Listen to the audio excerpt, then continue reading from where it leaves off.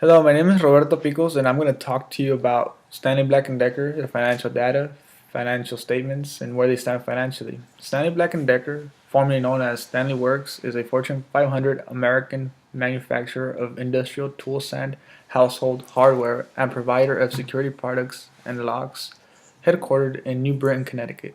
Stanley Black& Decker is the result of the merger of Stanley Works and Black& Decker.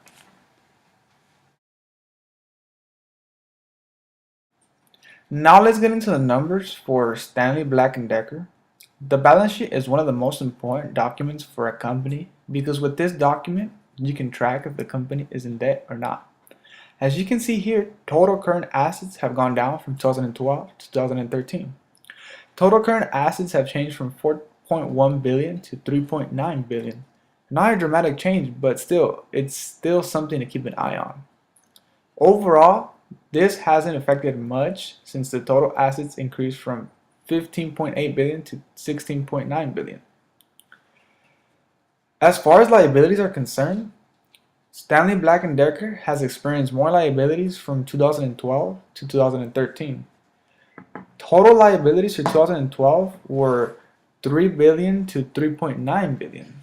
Not much of a change from year to year, but these changes make a difference in a big industry like this one.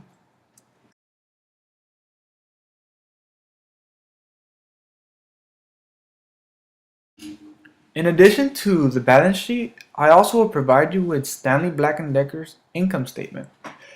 This document is important because it provides details about expenses and revenues. This is vital for the organization to know because it gives them an idea of how successful the organization is year to year.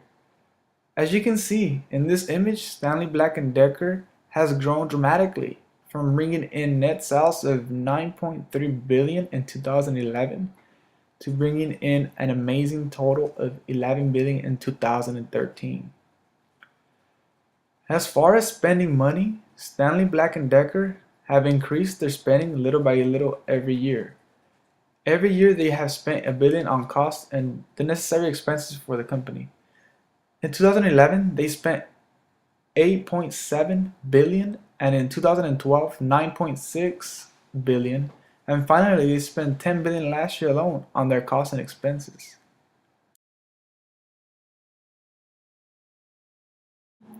Furthermore, a common size statement allows for easy analysis for a company's income statement. What I found interesting for Stanley Black & Decker that accounts and notes receivable account for most of the total current assets. As for the liabilities, everything has remained steady due to Stanley Black & Decker's great management. Moreover, trend series analysis is great for an organization to know because it helps track trends that can help an organization fix a problem that is happening or just help illustrate how good they have done in the past years. As far as Stanley Black & Decker is concerned, I noticed a trend that interest income has gone up approximately by 10% from 2011 to 2013. Stanley Black & Decker's board members consist of 10 experienced professionals that are all mostly retired and in their late 60s, early 70s. The average age for Stanley Black & Decker's members is 63 years of age as illustrated in the table. The board of directors consists of 80% male. Lastly, I've got to the memorandum part. I wrote a memo directed to Stanley Black & Decker and its board of directors. As far as assets held for sale is concerned, it has decreased drastically from the years 2012 and 2013. The numbers are impressively lower in 2013 than in 2012.